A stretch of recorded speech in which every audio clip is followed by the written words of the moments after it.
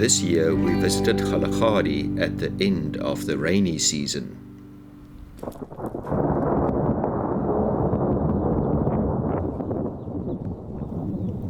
After our visit to the Mabuasehube area of the park in the previous episode, in this episode we drive back to Nossob using the Mosomane Wilderness Trail. It is a one-way, 2-day trail with an overnight stop at Musumani Pan. Only one group at a time is allowed on the trail, so if you are looking to get away from other people, this is just the ticket. During the overnight stay at Musumani, you should be 90 kilometers from the nearest people, and just the idea of that makes it quite an experience.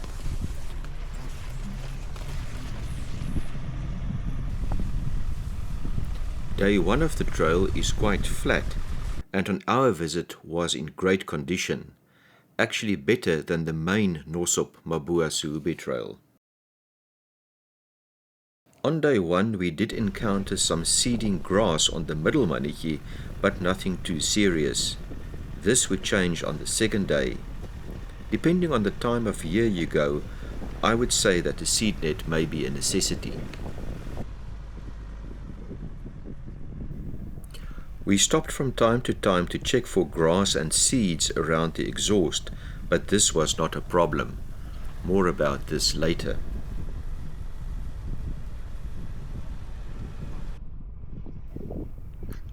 We arrived at Musumani Pan quite early.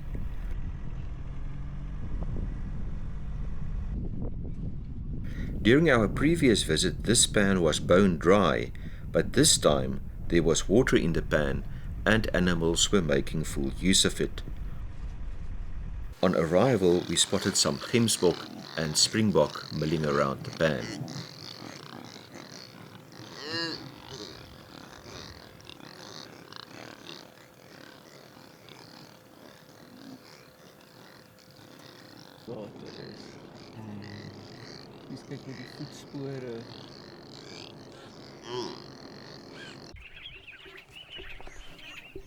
The campsite is really nice, with a clear view over the pan.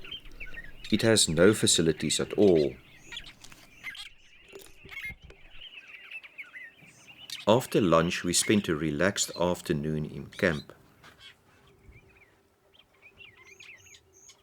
We also had a shower with water that we brought from Kading in the Mabuasehube area.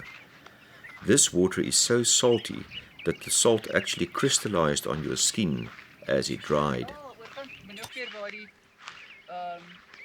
Alta spotted a large group of vultures coming to drink. It was nice to see such a large group of these endangered birds. In the Kruger National Park, vultures often fall prey to poaching, inter alia through the use of poisoned carcasses. We witnessed the results of such poaching during our last walk in the Kruger. This walk will be featured in a future video. Later in the afternoon, a herd of eland came to drink. Eland in the Kgalagadi are quite skittish in our experience, so it was nice to see this group approaching us.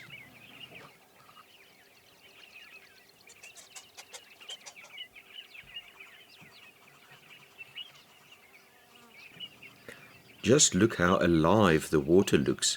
That is not rain falling on the surface. The rain would only come later in the day.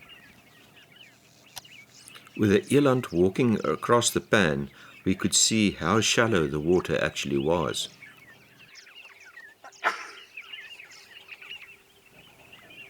In the late afternoon, the clouds started building up, making for a beautiful sunset. We also set up a camera to capture the sunset, and it captured the start of a thunderstorm.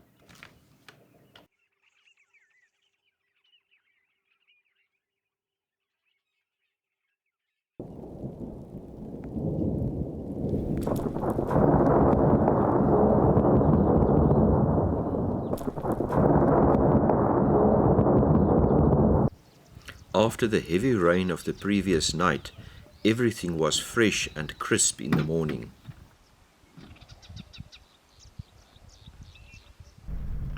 We made a fairly early start. It was noticeable that the grass on the track was much taller in this section.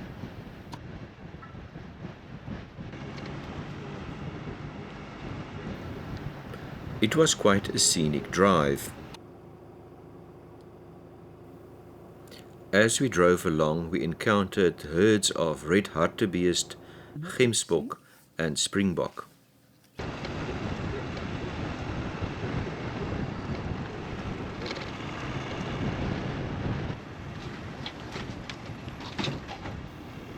As we got closer to Nosup, we started encountering some low dunes and a more undulating landscape.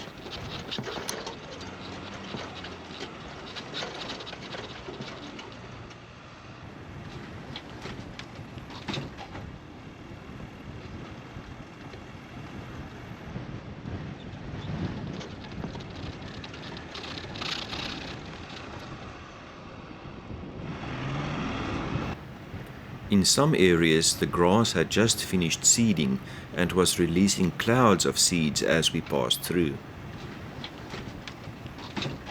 These seeds would soon have clogged our radiator if we were not using a seed net.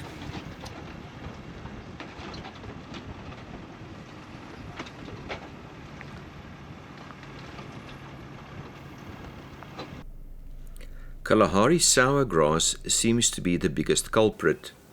Its seeds are a bit sticky and clamped together, so it will even clog a seed net, so you have to stop and clear the seed away from time to time.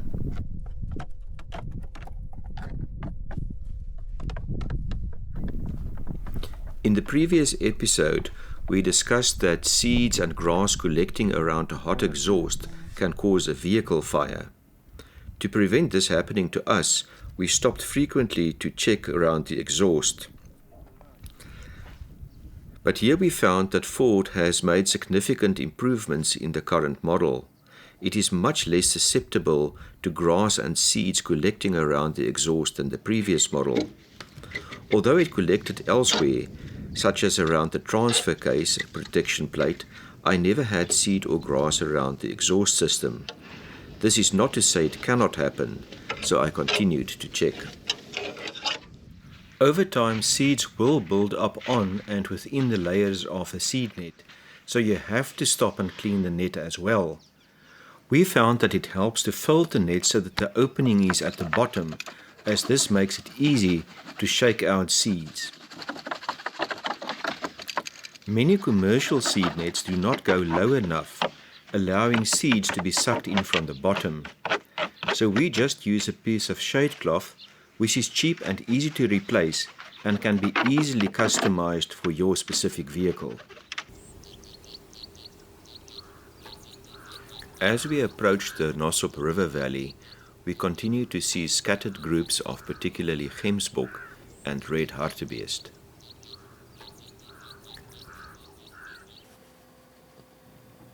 The game were in great condition. Just look at those tiny flowers.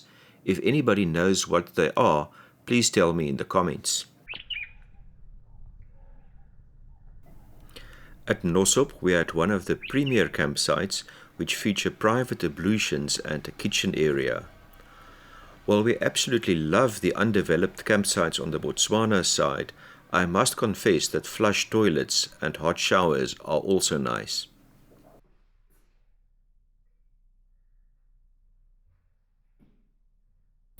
On previous trips we had an issue that the corrugations and the rattling causes the canopy bolts to come loose. So since that trip we regularly check them and tighten them to ensure that everything stays put.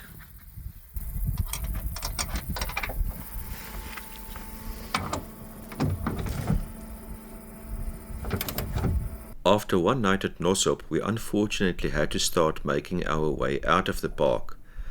Our last night in the park was spent at Rupert's Lodge, which was running a special for SADC residents at the time.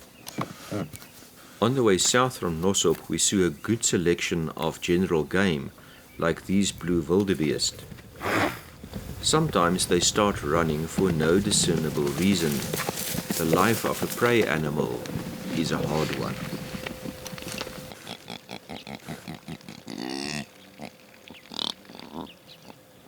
This springbok ram was spending a lot of energy running around his harem.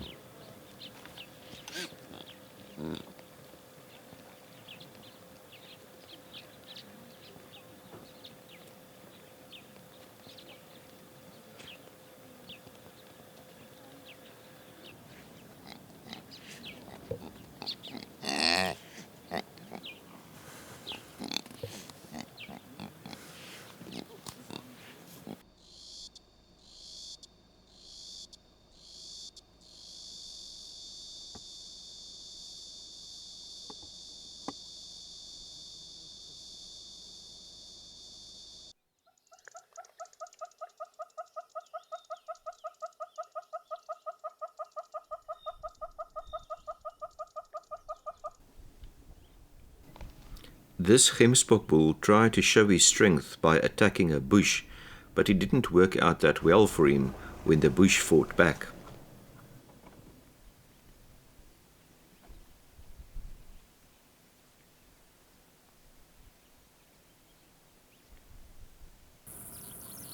On our afternoon game drive, we saw a leopard in the far distance. The next morning, we were blessed with a beautiful sunrise.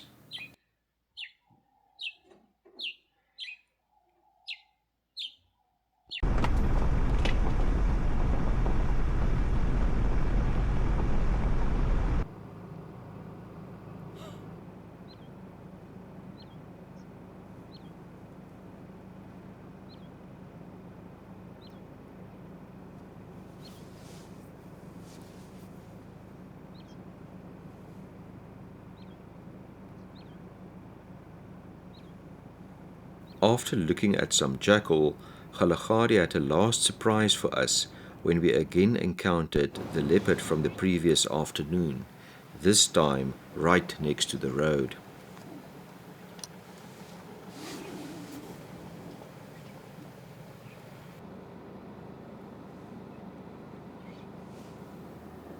When a bit of a traffic jam developed around the leopard, we repositioned to where we thought it might go, and got lucky.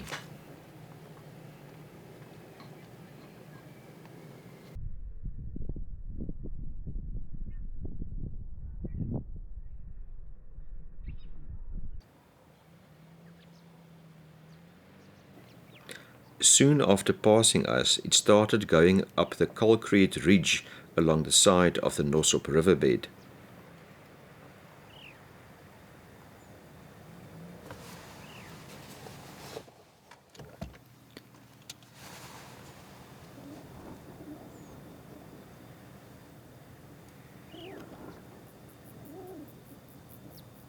It scent marked a couple of times and then disappeared over the ridge.